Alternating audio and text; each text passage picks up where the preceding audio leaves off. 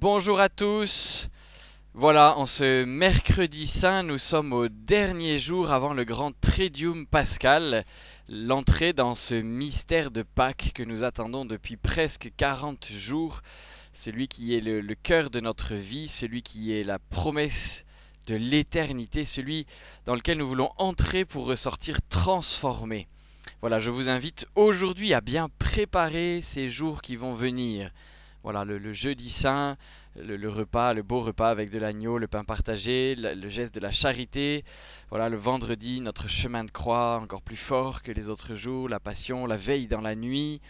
Voilà, et puis samedi soir, est-ce que vous avez bien votre cierge que vous pourrez allumer, voilà, pour célébrer en communion avec tous les prêtres du monde la grande et joyeuse annonce de Pâques. Voilà. Préparez bien ces jours saints, parce que sinon c'est la vie quotidienne qui va prendre le dessus et nous ne serons pas prêts à vivre ces jours comme étant des jours absolument particuliers, uniques et différents. Voilà, aujourd'hui je voudrais vous parler en préambule de ce grand beau tableau de la Seine peint par Léonard de Vinci. Vous connaissez tous ce tableau, tâchez de le retrouver, de le regarder. Un tableau magnifique où on voit Jésus au centre et puis tous les apôtres aux alentours. Voilà. C'est un tableau qui représente la Seine. Mais est-ce que vous avez bien regardé ce tableau? Quel moment particulier est-ce que Léonard de Vinci a choisi de représenter? C'est très étonnant. Si vous regardez bien, les apôtres, certains lèvent le doigt, comme pour poser une question, prendre la parole. Voilà, et puis si vous regardez encore mieux, on peut voir un homme plus âgé, qui doit être Saint Pierre, qui parle au plus jeune, qui est à côté de Jésus, ils sont penchés l'un vers l'autre, ils se parlent. Voilà, donc le moment représenté, c'est le moment où Jésus dit « L'un de vous va me livrer ». Je crois que c'est très important. Il a choisi de représenter ce passage-là comme un passage capital. Jésus, dans son cœur, c'est tout maintenant. Tout. Comme Dieu. Dans son cœur d'homme. Et du coup, il connaît le traître. Et le traître est à table avec lui. Et il va lui dire, il va leur dire à tous, voilà, je connais le péché. Et le péché ne m'afflige pas, le péché, j'en suis vainqueur. Je l'assume. C'est très important, c'est très important. C'est une manière étonnante de Jésus de nous dire à chacun de nous, je connais ton péché. Toi, tu ne le connais pas. Moi, je le connais. Et j'ai besoin de te le dire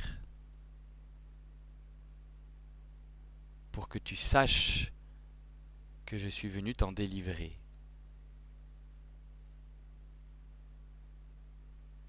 Voilà. Imaginez qu'un jour vous avez un ami qui vient vous expliquer que votre collègue là-bas, voilà, il lui a expliqué qu'il allait vous dénoncer au patron des fausses accusations, etc. Et que bref, vous allez perdre votre boulot à cause de ce collègue et on vous l'a appris. Et que votre réaction c'est de dire bon bah je vais l'inviter à table, je vais célébrer mon amitié avec lui, que j'ai choisi de l'aimer.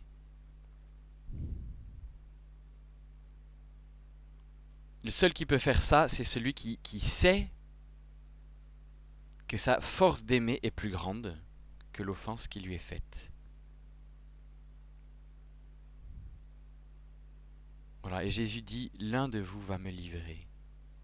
C'est une parole de vérité, une parole magnifique, bouleversante parce qu'elle nous révèle le drame qui se passe au fond du cœur de Jésus.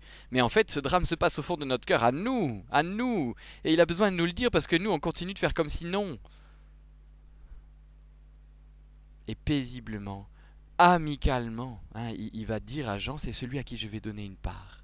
Je veux partager mon repas avec celui qui va me trahir. Je veux lui dire que je l'aime. Je veux lui dire que j'assume sa faute, que je la prends sur moi, que je veux l'en libérer, Ne reste pas avec ton fardeau, moi je t'aime. Je sais que tu vas me livrer. Je t'aime. Je veux te libérer. Je te le dis. Je te le dis.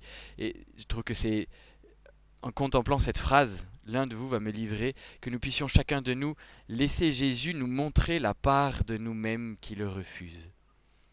La part de nous-mêmes voilà, non, là je t'écoute pas, là j'ai pas envie de lui, voilà. Je veux faire mon truc comme je veux et c'est pas Jésus qui va me dire. Voilà, et j'en fais qu'à un. Je prends ce qui me plaît dans ce qu'il dit, et ses paroles sont très belles, mais enfin, voyez bien, voilà. Nous-mêmes trouver notre péché, on voit bien que c'est le drame de notre monde. Même, on peut dire, quand on lit la Bible assidûment, que très très souvent dans la Bible, on nous dit que les grandes catastrophes sont venues pour nous prévenir. Pas pour nous punir, pour nous prévenir. Regardez Ninive. Encore 40 jours et Ninive sera détruite. Et tous, du plus grand au plus petit, du plus riche au plus pauvre, ils se sont mis sur la cendre, sur la paille, et ils ont dit, Seigneur, pardonne-nous, nous avons péché. Seigneur, pardonne-nous, nous avons péché. C'est étonnant, hein? C'est étonnant. Le message difficile à décrypter de la Bible. Voilà, mais tellement important d'entendre Jésus qui nous dit, il y a une part de toi-même qui me livre. Je le sais, moi. Je voudrais te le dire. Que tu saches que je l'assume et que si tu veux bien, je t'en libère.